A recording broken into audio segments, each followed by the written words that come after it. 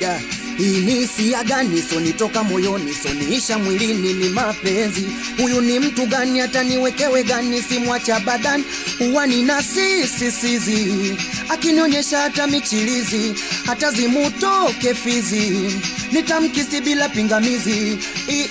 Ona mapenzi si anasokujamulia. Unaweza deti na mtu na watu wakakwambia huyo mwenzo kicheche na kweli ukajionea, ila ukitaka kumove on moyo wako unakugomea. Duniani tupo wengi nadhani unajionea, ila kwako wendo nimefyata mkia. Mtoto wa mchungaji sasa kasilimu pia, hii yote sababu ya mapenzi hisia.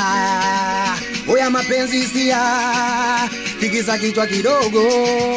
Oya mapenzi hisia, tikisa kichwa kidogo.